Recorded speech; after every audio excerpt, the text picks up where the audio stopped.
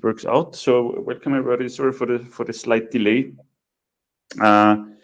Today's session is about sustainable forest management. I call it "Where Are We? Where to Go?" I try to build a bridge between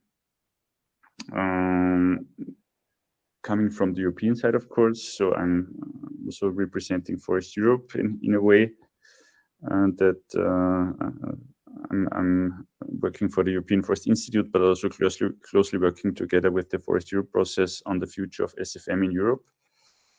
And I will start with a picture on what we get as a first impression, that the forests in Europe are very diverse. So we have, compared to other continents which have rather large uniformous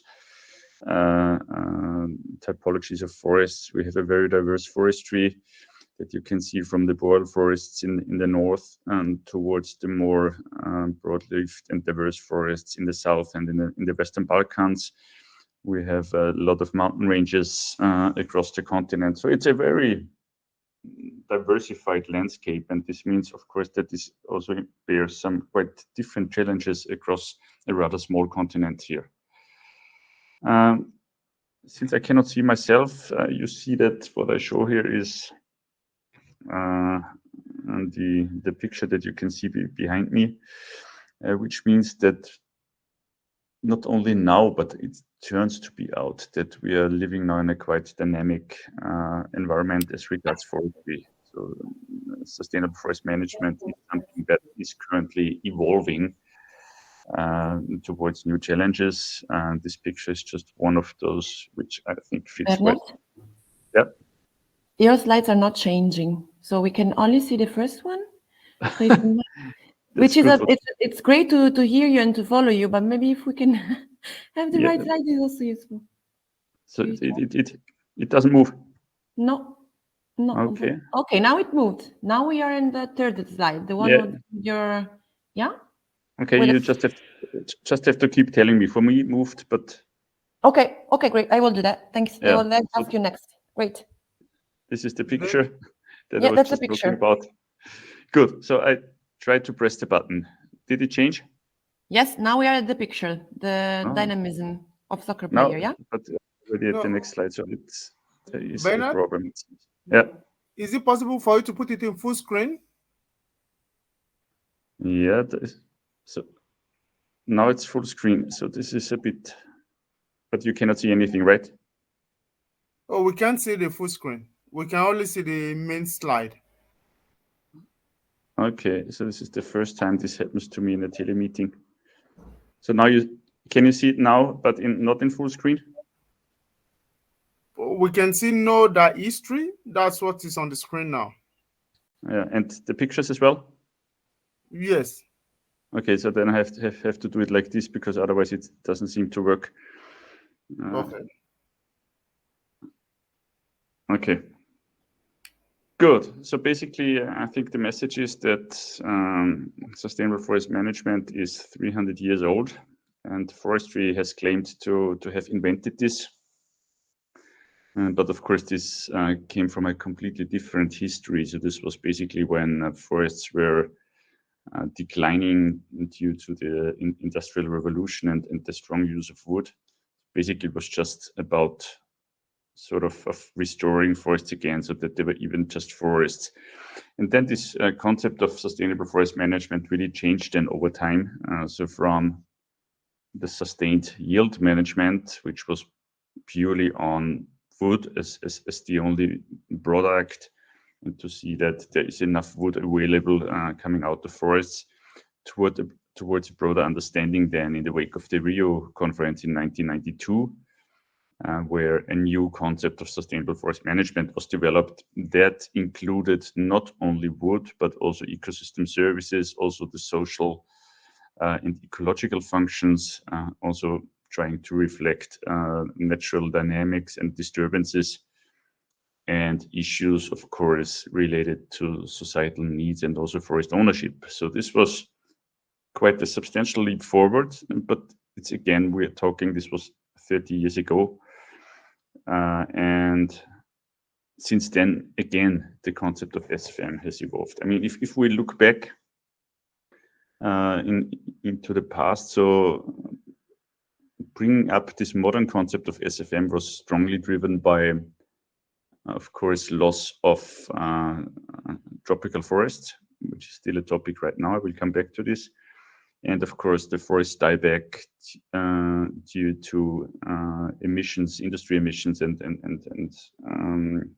forests in Central Europe and dying forests, basically. So these were the strong drivers. Since then, of course, we have a lot of things seen to evolve, basically. We now claim, and this is also in our mission in Forest Europe, that sustainable forest management is something that's dynamic.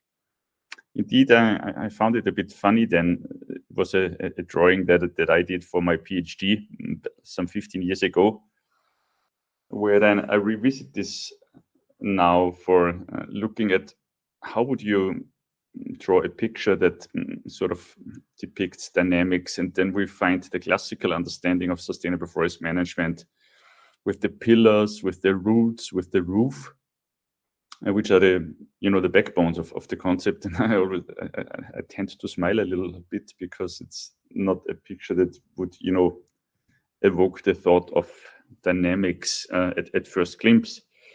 So I have to say that nowadays I think we are moving forward now to really try to get a grip on these dynamics, which means that we move towards a more nexus approach, which means that to understand how the elements work together, how they influence each other, and not just do pillars and boxes and you separate everything.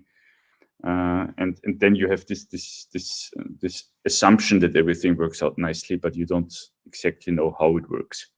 So I think this is a first important message. So let's look at the dynamics and how the elements of SFM interact together to really safeguard that we can respond to the challenges that are currently posed towards sustainable forest management. Good. As I said, 30 years of sustainable forest management. So this is quite the history right now.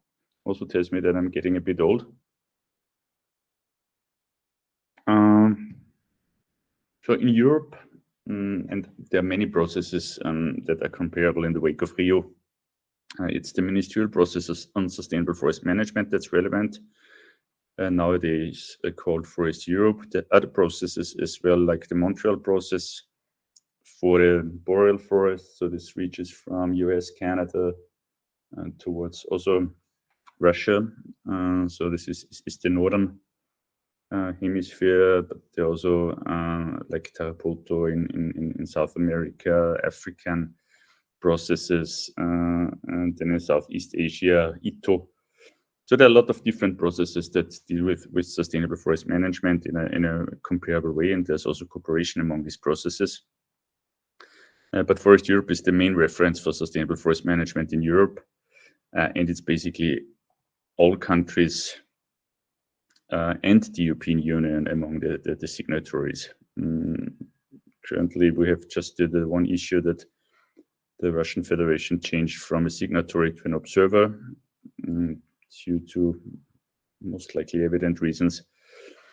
And over these 30 years, there have been quite significant outcomes being created, like the criterion indicators for sustainable forest management, a very important instrument, but also more governance-related products like national forest programs, which are designed to coordinate forest policy issues in countries.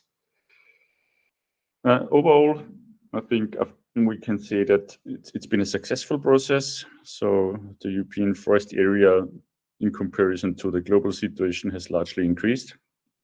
So it's not really a topic for Europe that we have too little forest area or too little growing stocks.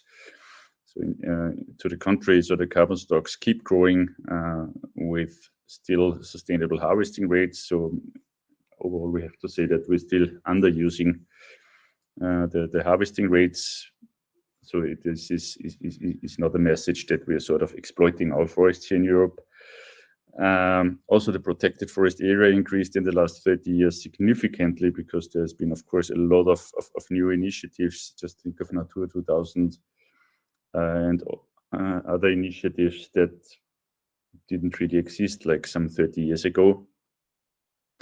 The economic role of the forest-based sector is still big.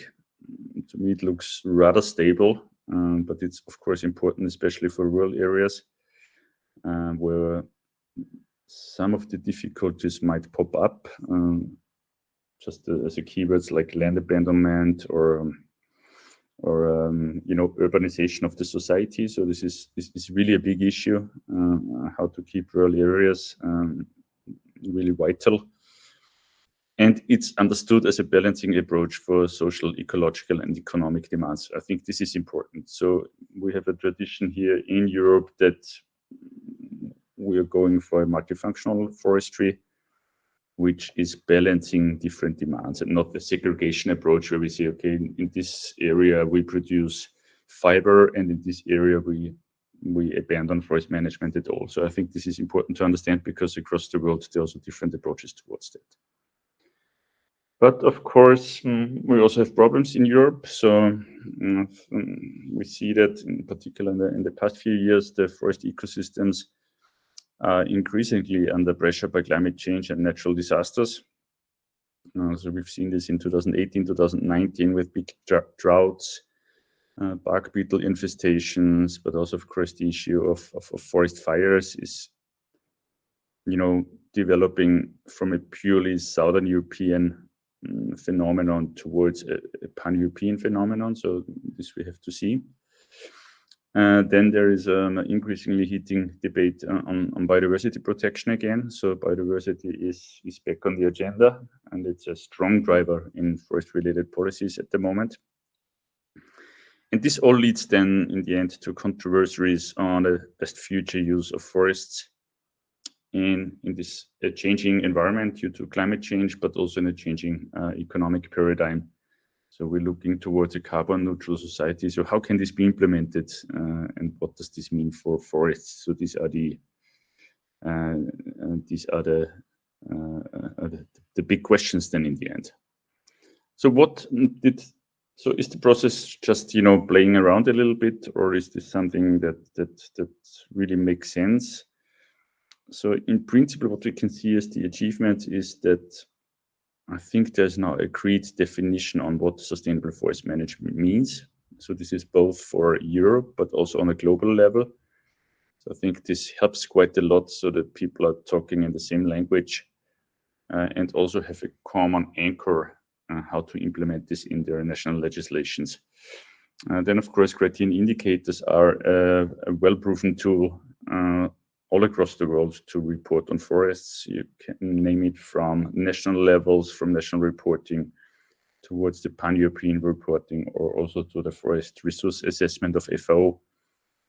Basically, everything relies on this instrument when we're talking about forest information, forest data. So indeed, it is also a process that is not legally binding.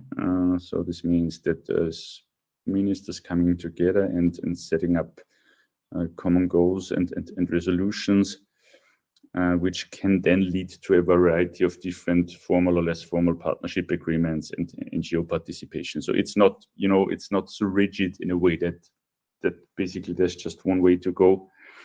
So this process really allows to use it also as a platform for discussing SFM. So I have to look a little bit on the time. I think I skip this and would then jump over to one of the major instruments in SFM, which is criterion indicators, as I just said, as an essential tool for monitoring and reporting sustainable forest management and which direction it goes. And here I have to say that we have to distinguish a bit because, everybody's talking about criterion indicators nowadays. So there are different uses and approaches towards indicators. So on the one hand, and I think this is what I can just briefly refer to, we have these indicators that are based on political initiatives. So I just told the story about UNCED in Rio, and the spin-offs, like in the different processes, where all of them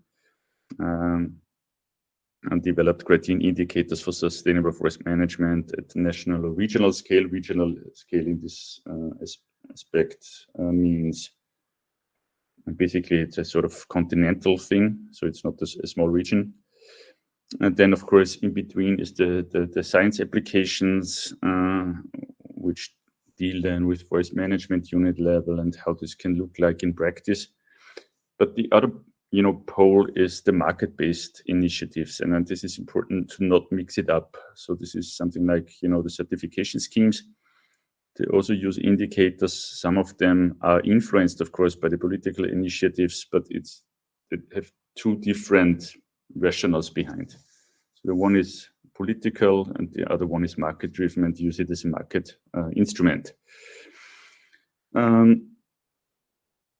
What could they achieve, the criterion indicators? So I think it was important to really safeguard a common language and a common terminology. So what we're talking about, what are we measuring? It also supported the communication among stakeholders, because it was not just fishing in the gray, but everybody knew what is the issue at hand. And then I think it served much more than as a reference for regional and local applications. So if there is a common framework, and this really worked out in this sense, if there's a common framework where you could refer to, it's much easier than to do your adapted and tailor-made applications back home. So I think this was important. And on the other hand, you have to remember that back in the early 90s, we had a conglomerate of different monitoring schemes. Just think about, after the fall of the Iron Curtain, Eastern European countries had a completely different monitoring scheme. And I think there has been tremendous progress in more harmonizing and making things more comparable in terms of monitoring and reporting. And then after all, of course, after 30 years, the big merit is, of course, that we have quite substantial information on timelines and trends, which is much more valuable than have just single dots in time. On the other hand, we have to see that the C&I are basically the outcome of a political process, and so this has been negotiated. So this means that the conceptual backing of the whole system is not too strong, because if you negotiate it with a political background, of course, it's not the scientific rigor that is the most important driver, but it's somewhere where you can find a sort of common understanding or compromise. So this led also to some problems. So it means also that the level of implementation varies. So there's often lack of capacities in the countries. So it's not everything beautiful. We're on a way, but there are some shortcomings.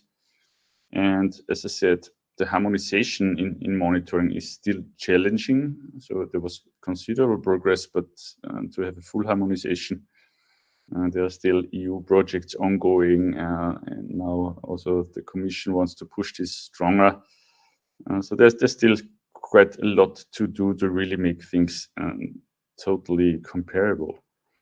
And then one point that's important is the question, are we going in the right or the wrong direction overall? So this means an assessment of progress. And this is what I said when I mentioned the Nexus approach. So currently we have some list of indicators where we can say for the individual indicators, okay, they're going this or this direction. But the overall message, so this is sustainable what we do, we cannot do, because these indicators have not been designed for doing an assessment, but for reporting and showing trends, more or less. So this is the point. And then, of course, what we experience right now is of course, that the forest sector is still often in its own silos. So this cross-sectional exchange is still something that requires more work, because we see that forest and forest policies are influenced from many other sides, and I think this requires that we also go outside of our box in the end. Good, so we can see some winds of change. So we see that the criterion indicators are not unchallenged anymore. So there is pressure from the environmental side. So the biodiversity indicators are a particular a case where discussions are starting, because also the society changes. So I mentioned this already. So an urban society wants to know different things than a rural society, which is completely familiar with forestry and what forests are. And this led to a strong shifting of the forestry agenda.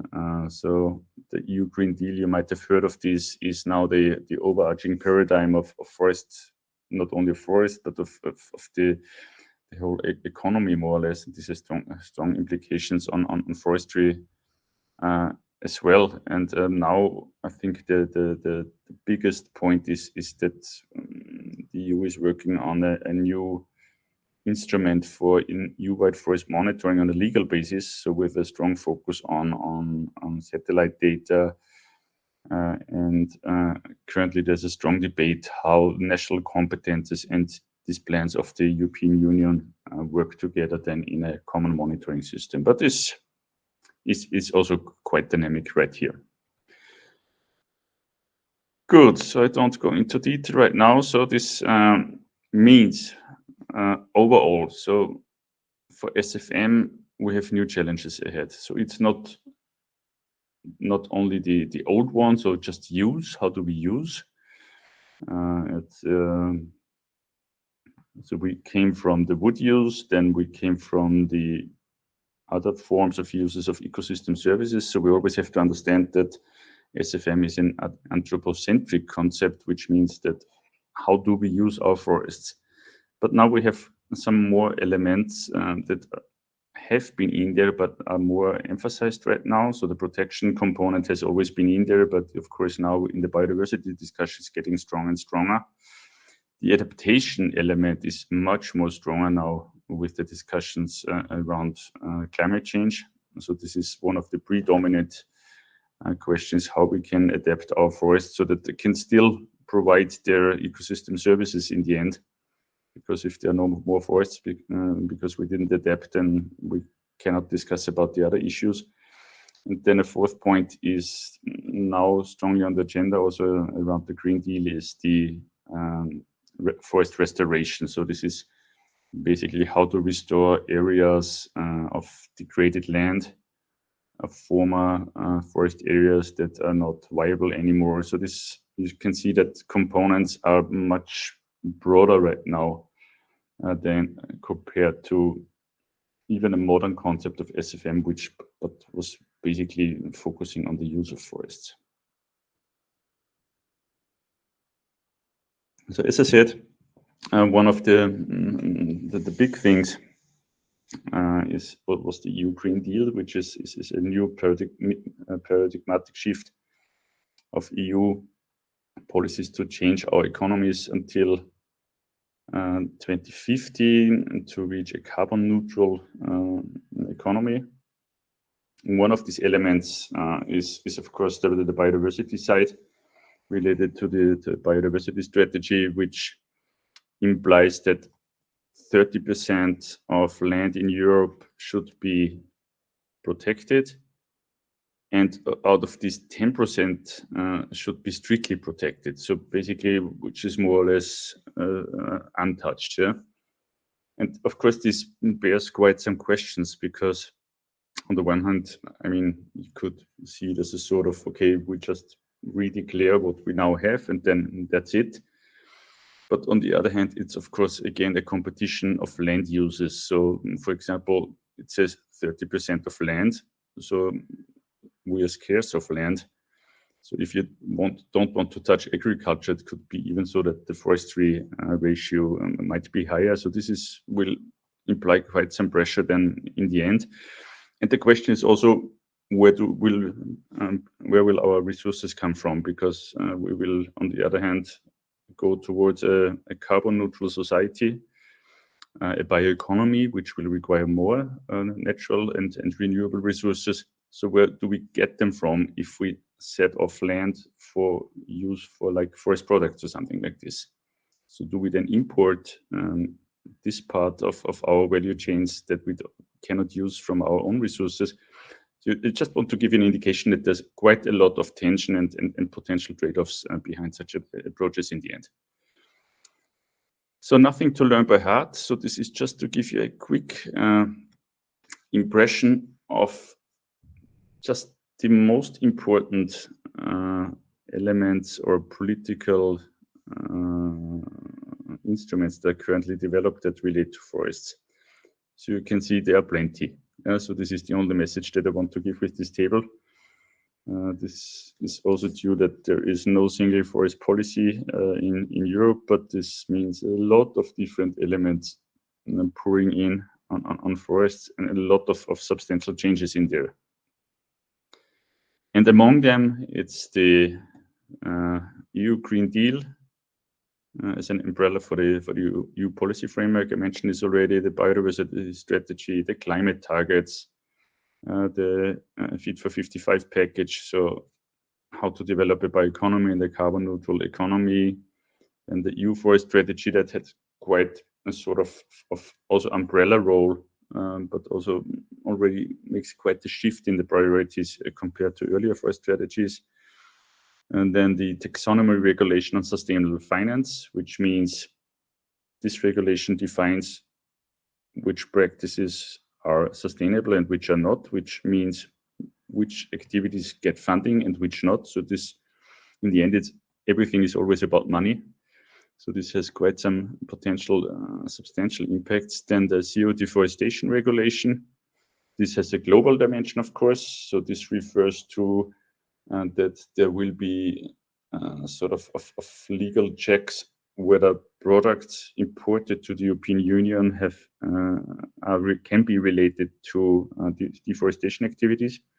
So this is not only related to wood, but also like something palm oil, soil production. So everything where, like, you know, there is deforestation, for example, expanding agricultural areas. So this will be the new big thing also to see how this will be implemented.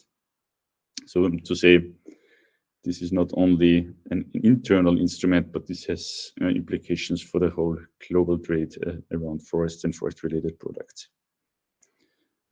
So, but where do all these discussions on forests come from? So sometimes, I mean, I've been dealing with these issues for quite some time, and now it seems that forests are so much in the center of the debate again. So it's interesting because there are a lot of other issues as well. We see, of course, that it's more difficult to touch, for example, agriculture, because this has to do with food security than with forests. That's easy. Land use change is still an issue also in the climate protocols.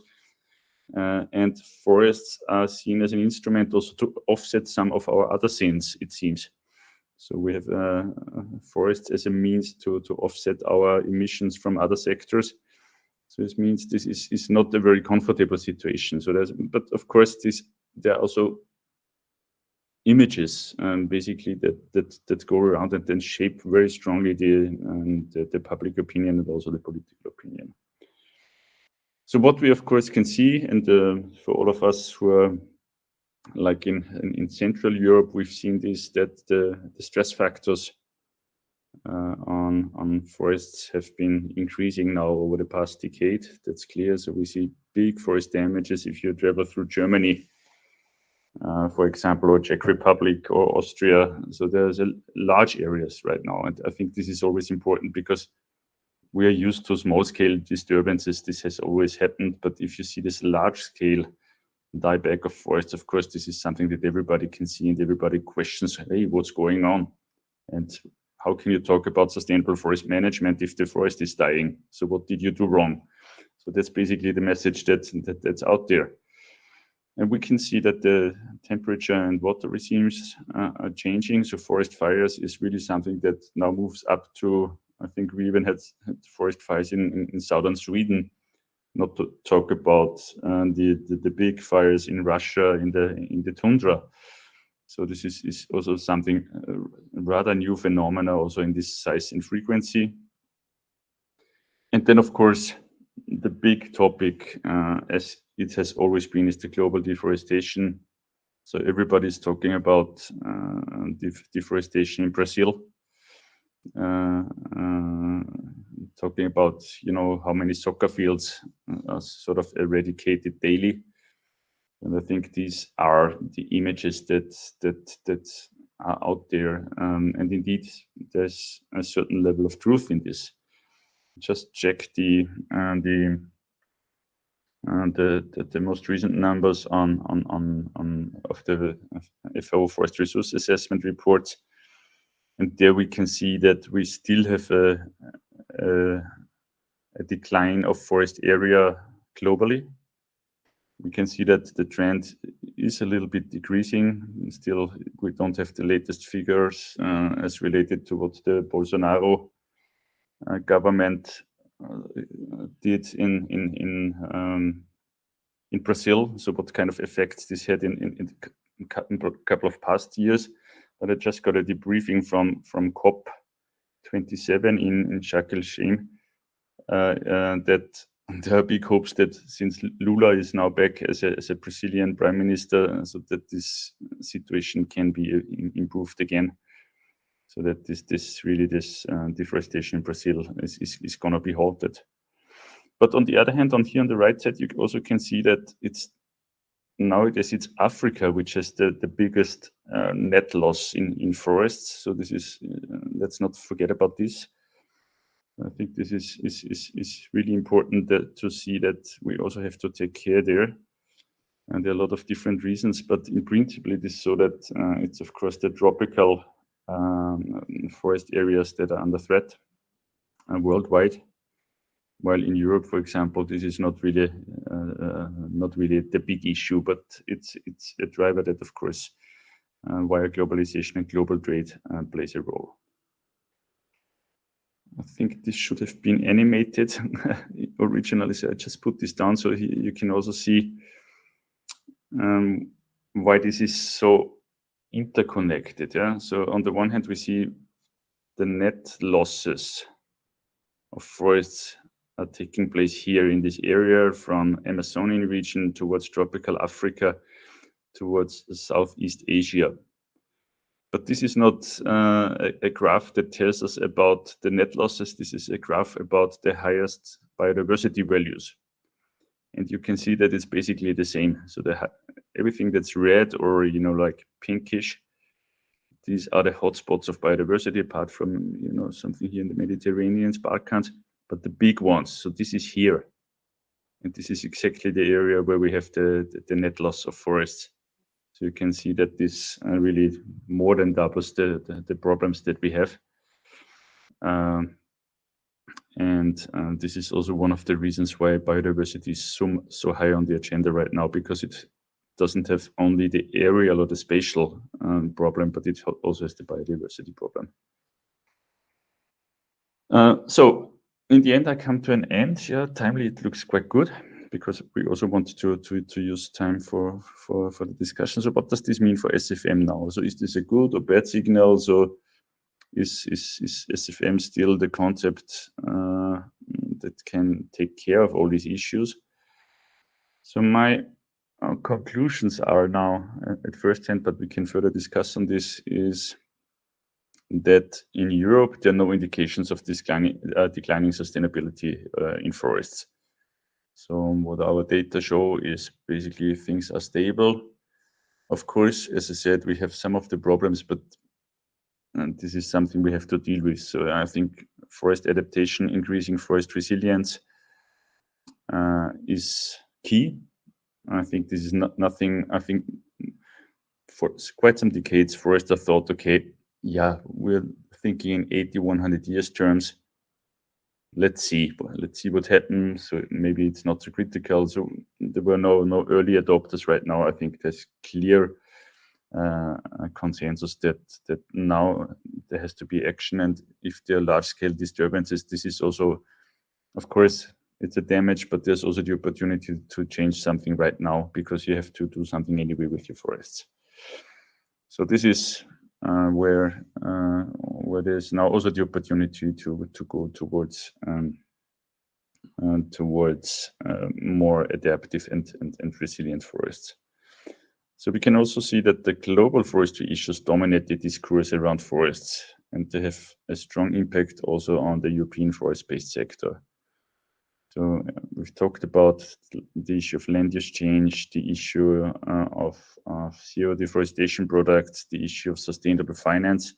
So all this is connoted to this global discourse on forests, and still the ambiguity about what is the role of forests in this climate change mitigation, in this biodiversity protection. So is there a sort of load given to forests that is sort of beyond that what it was meant to be, or is the forest, the golden stone, so to say, that can solve everything? I think this is still a bit fishing in the gray here. And it's also, of course, related strongly to the issue of forest ownership in the end. So in Europe, for example, we have like 60 million forest owners. And I think this will require a strong debate.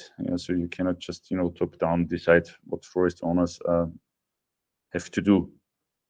So this is something that's still unsolved, and a very important issue, which is in Europe a part of, income. In other parts of the world, it's a part of sustenance. So how would you work with communities who depend on forests? So I think the very different approaches towards forest ownership in the context of SFM, but all of them have together that you have to involve the people who live or depend on forests in the end. And I think this shall never be forgotten. And then I think we have to, and I think this is big on the agenda right now, we have to see how we can integrate the issues of forest use, biodiversity, and climate change mitigation. So it's not an either or. So I think integration is key. So we don't have endless areas here, in particular in Europe. And we have to see how we use our resources wisely.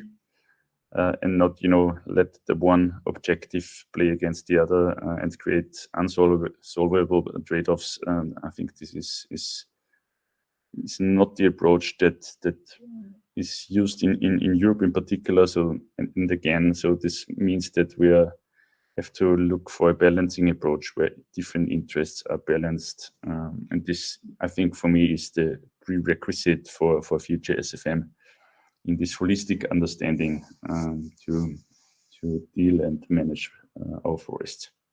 So I come to an end here. Thanks for your attention. So I didn't see anybody so far, so I get out of this mode here. Sorry that the presentation mode didn't work, but this is still the traps of technology today. Sometimes this happens. Now I go back here, and I would stop sharing my screen, right? Yeah, thanks, Bernard. Yes, so now I'm back. Because for me it was very difficult, didn't see anybody, and who is there. But I would just then hand back to the moderator, and then I'm very open to a fruitful discussion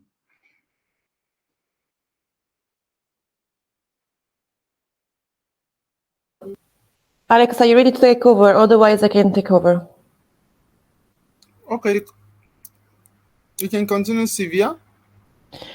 Okay, great. Thanks, Bernard. I've been following your presentation quite closely, and I ask colleagues if you would like to post question in the Q&A function, please use it, or otherwise write in the chat your doubts, your clarification, or if you need to speak, then you need to ask for that. And I can let you in. I let in before one colleague. I don't know if you are able now to share your screen and audio. Otherwise, please write it in the chat. We will be happy to report it here for Bernard. But so far, I think I don't see any reaction. Maybe I can start with one clarification. Is that okay? Mm-hmm. Yeah. Great, Bernard. You mentioned actually a topic where I'm not extremely familiar with. So, I mean, we know that generally we are leading towards a more. We would like to wish, or we wish to reach a more carbon neutral economy. So we point towards bioeconomy, but at the same time, as you mentioned, there is a scarcity of land. So where do our resources coming from? And then you mentioned also that one option that we have is, of course, to import those. But this is one of the options. So how do you see this issue also, for example, in Europe? How do we deal with that? We are protecting quite some land. We know that sometimes the call for increasing the protection of the forest protected area in Europe. But then on the other side, there is also a willingness to increase the uses of renewable energy. Great, but then how do we deal with resources? So where do we get our wood from, for example, if we still, we want to continue with an SFM approach, but we won't have additional land. So are we able to fulfill the demand that our society or our society might ask us in order to fulfill the bioeconomy or a more functional economic perspective, also from a renewable energy point of view? Yeah, I think this is the big contradictory part in the whole story per se. So in principle, I think the discussion requires much more specification. So it's always, so if we lead a discussion like this, something is good or bad, then we are doomed. The bioenergy discussion, for example, is a very good point, because basically nobody discusses about residues, about recycling, end of life products. It's just either it's good or it's bad. And of course, this is very difficult if you just like 10 years ago started to broadly fund bioenergy plants. And 10 years later, you decide bioenergy is bad. So this is not an environment where you can really develop, and also from an economic standpoint, it's simply, let's call it like this, not very wise. On the other hand, of course, the argument is always we cannot cut trees for just burning them, and there's of course a certain level of truth in this. So this is not the goal that we harvest forests unless there are energy plantations on agricultural lands like poplar or something, or I think there are examples for that across Europe, where you just plant trees for 15 years or so, and then you just burn them. It's not upon me to judge this. But it's not very beautiful. But this, of course, is not the goal. But on the other hand, so I think we have to safeguard that we can use our forest resources to contribute to this Green Deal in terms of substitution, in particular on the material sector. And it's wise to use our resources because forests are the biggest land-based resource of Europe that we have.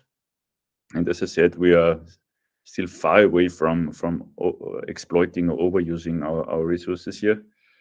And on the other hand, we of course see phenomena that we sort of dislocate our greening effect if we don't use our own resources. Yeah, then we import it. Yeah, but the sources for importing are getting more scarce. So we have now the war in the Ukraine, which means we cannot import anything from Russia, which is, of course, one of the biggest forest resources. We cannot import from the Ukraine because they banned it, and there will be huge problems in the Ukrainian forest sectors. Yeah, and then we go to where do we go? To Florida, to South America, and we have ample examples for this. Yeah, like with pellets from Florida, or all the wood coming from Southern America, or then also this plantations, eucalypt plantations. So I mean, the material has to come from somewhere. So we have it. If we don't use it, we will import it. So it is. I mean, this is a very simple calculation, and this has to be thought through wisely, and not just sort of in terms of too strict regulations. So this is my personal interpretation. Thank you, Bernard, for trying to answer this quite tricky question that just popped up to my mind while listening to you. And I thank you also for giving us really a very nice overview, starting from what does SFM means, going through the major, of course, elements of those. And then we looked a little bit more into the monitoring parts, why criteria and indicators are essential for us. And then we also touched base on the hot topic that we are talking at the moment at the global level with biodiversity restoration and also of course the issue of SFM and how to ensure that this is actually maintained. Great. I think it was a very insightful session from my point of view. I do not see, and I hope your colleagues all online that hear us, we have quite a nice group here, as are happy, and I know we are running out of time in 60 seconds. Oh. Yes, I mean, the session is until 12:30, but I still want to ask if anybody has a question or clarification, we can extend a couple of minutes. Otherwise, I think we might gotta go on lunch break or on coffee break, and we see each other in an hour. Let's see if I can see any reaction here.